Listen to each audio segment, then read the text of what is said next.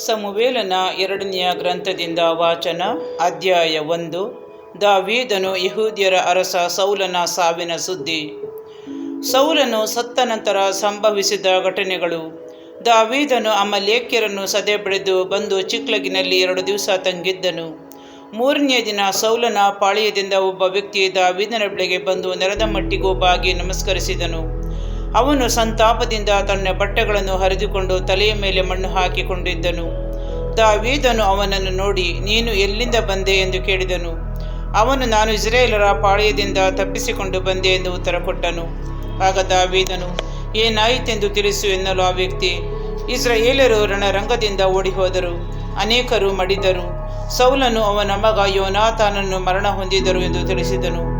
ದಾವೀದನು ಈ ವರ್ತಮಾನ ತಂದ ಯುವಕನಿಗೆ, ಸೌಲನು ಅವನ ಮಗ ಯೋನಾತಾನನು ಸತ್ತಿರುವುದು ನಿನಗೆ ಹೇಗೆ ಗೊತ್ತಾಯಿತು ಎಂದು ಪ್ರಶ್ನಿಸಿದನು. ಅವನು ತಾನು ಅಕಸ್ಮಾತ್ತಾಗಿ ಗಿಲ್ಬೋವ ಪರ್ವತ ಪ್ರದೇಶಕ್ಕೆ ಹೋದಾಗ ಸೌಲ ತಮ್ಮ ಬರ್ಜಿಯನ್ನೂರಿಕೊಂಡು ನಿಂತಿದ್ದರು. ರಥಿಕರು ರಾಹುತರು ಅವರನ್ನು ಹಿಂದಟ್ಟಿ ಬರುತ್ತಿರುವುದನ್ನು ಕಂಡೆ. ಸೌಲ ಹಿಂತಿರುಗಿ ನನ್ನನ್ನು ಕರೆದರು. ನಾನು ಇಗೋ ಬಂದೆ ಎಂದು ಹೇಳಿ ಹತ್ತಿರಕ್ಕೆ ಹೋದಾಗ ಅವನು, ನೀನಾರು ಎಂದು ಕೇಳಿದ್ದಕ್ಕೆ ನಾನು ಒಬ್ಬ ಅಮಲೇಕ್ಯ ಎಂದು ಉತ್ತರ ಕೊಟ್ಟೆ. ಆಗ ಅವರು, ನೀನು ಮನಸ್ಸು ಮಾಡಿ ಹತ್ತಿರ ಬಂದು ನನ್ನನ್ನು ಕೊಂದು ಹಾಕು, ಏಕೆಂದರೆ ನನ್ನಲ್ಲಿ ಇನ್ನೂ ಪೂರ್ಣ ಶಕ್ತಿ ಇದ್ದರೂ ಪ್ರಾಣ ಸಂಕಟಕ್ಕೆ ಸಿಕ್ಕಿಕೊಂಡಿದ್ದೇನೆ ಎಂದು ಹೇಳಿದರು. ಅವರು ಕೆಳಗೆ ಬಿದ್ದು ಬಿಟ್ಟರೆ ಬದುಕಲಾರರೆಂದು ನೆನೆಸಿ ನಾನು ಅವರನ್ನು ಸಮೀಪಿಸಿ ಕೊಂದು ಹಾಕಿದೆ.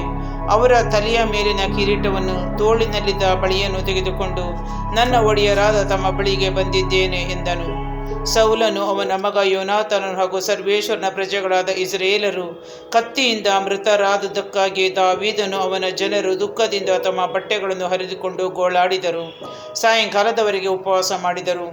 ದಾವೀದನು ವರ್ತಮಾನ ತಂದ ಯುವಕನನ್ನು, ನೀನೆಲ್ಲಿಯವನು ಎಂದು ಕೇಳಿದಕ್ಕೆ ಅವನು, ನಾನು ಇಸ್ರಾಯೇಲರಲ್ಲಿ ಪ್ರವಾಸಿಯಾಗಿರುವ ಒಬ್ಬ ಅಮಲೇಕ್ಯನು ಎಂದು ಉತ್ತರ ಕೊಟ್ಟನು. ದಾವೀದನು ಕೈಯೆತ್ತಿ ಸರ್ವೇಶ್ವರನ ಅಭಿಷಿಕ್ತನನ್ನು ಕೊಲ್ಲುವುದಕ್ಕೆ ನೀನು ಹಿಂಜರಿಯಲಿಲ್ಲ ಏಕೆ ಎಂದು ಹೇಳಿ ತನ್ನ ಆಳುಗಳಲ್ಲಿ ಒಬ್ಬನನ್ನು ಕರೆದು ಇವನನ್ನು ಕೊಲ್ಲು ಎಂದು ಆಜ್ಞಾಪಿಸಿದನು. ಅವನು ಇವನನ್ನು ಹೊಡೆದು ಕೊಂದನು. ದಾವೀದನು, ಈ ರಕ್ತಾಪರಾಧ ನಿನ್ನ ತಲೆಯ ಮೇಲೆಯೇ ಇರಲಿ, ಸರ್ವೇಶ್ವರನ ಅಭಿಷಿಕ್ತನನ್ನು ಕೊಂದು ಹಾಕಿದೆ ಎಂದು ನಿನ್ನ ಬಾಯೇ ನಿನಗೆ ವಿರೋಧವಾಗಿ ಸಾಕ್ಷಿ ಹೇಳಿತು ಎಂದನು. ಸೌಲ ಯೋನಾತಾನರ ಕುರಿತು ದಾವೀದನು ರಚಿಸಿದ ಶೋಕಗೀತೆ. ದಾವೀದನು ಸೌಲ ಯೋನಾತಾನರ ಮೇಲೆ ಒಂದು ಶೋಕಗೀತೆಯನ್ನು ರಚಿಸಿದನು. ಬಿಲ್ಲೆ ಎಂಬ ಈ ಗೀತೆಯನ್ನು ಯಹೂದ್ಯರಿಗೆ ಕಲಿಸಬೇಕೆಂದು ಆಜ್ಞಾಪಿಸಿದನು. ಇದರ ಉಲ್ಲೇಖ ಯಾಷಾರ್ ಎಂಬ ಗ್ರಂಥದಲ್ಲಿದೆ. ಮಣ್ಣು ಪಾಲಾಗಿದೆ ಓ ಇಸ್ರಾಯೇಲರೇ, ನಿಮ್ಮ ವೈಭವ ಆ ಗುಡ್ಡಗಳ ಮೇಲೆ. ನೀವು ಮಡಿದದ್ದು ಹೇಗೆ ಓ ಯುದ್ಧ ವೀರರೇ. ಸಾರಬೇಡಿ ಈ ಸುದ್ದಿಯನ್ನು ಗತ್ ಊರಿನಲ್ಲಿ, ಘೋಷಿಸಬೇಡಿ ಅಷ್ಕೆಲೋನಿನ ಬೀದಿಗಳಲ್ಲಿ. ಏಕೆನೇ ಉಲ್ಲಾಸಿಸಿ ಯಾರು ಆ ಫಿಲಿಸ್ಟಿಯ ಮಹಿಳೆಯರು, ಜಯ ಘೋಷ ಮಾಡಿ ಯಾರು ಸುನ್ನತಿಯಿಲ್ಲದವರ ಸ್ತ್ರೀಯರು.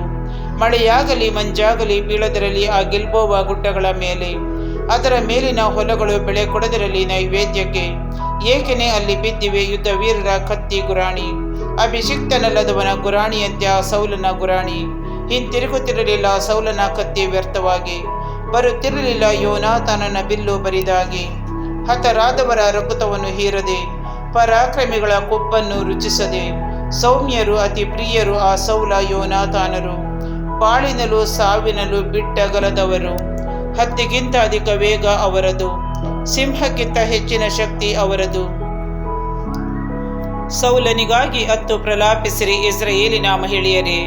ಉಲ್ಲಾಸಕರ ರಕ್ತಾಂಬರಗಳ ಉಡಿಸಿದವನು ಅವನೇ ಅಲ್ಲವೇ ನಿಮಗೆ? ಅವುಗಳ ಮೇಲೆ ಸುವರ್ಣಾಂಬರಗಳ ತೊಡಿಸಿದವನು ಆತನೇ ಅಲ್ಲವೇ ನಿಮಗೆ? ಯುದ್ಧ ವೀರರೇ, ಹೇಗೆ ಮಡಿದು ಹೋದಿರಿ ರಣರಂಗದಲ್ಲಿ. ಯೋನಾತಾನನು ಹತನಾಗಿ ಬಿದ್ದಿಹನಲ ಬೆಟ್ಟ ಗುಡ್ಡದಲ್ಲಿ. ಯೋನಾತಾನನೇ, ಸಹೋದರನೇ, ಮನೋಹರನೇ, ನಿನ್ನ ಮರಣ ತಂದಿದೆ ಅತೀವ ಸಂಕಟ ನನಗೆ. ನನ್ನ ಮೇಲೆ ನಿನಗಿದ್ದ ಪ್ರೀತಿ ಅದೆಷ್ಟು ಆಶ್ಚರ್ಯಕರ. ಸತಿ ಪ್ರೇಮಕ್ಕಿಂತಲೂ ಅದು ಅಮೋಘಕರ. ಅಯ್ಯೋ, ಪರಾಕ್ರಮಶಾಲಿಗಳು ಹೇಗೆ ಹತರಾದರು, ಯುದ್ಧಗಳು ಹೇಗೆ ಹಾಳಾದವು.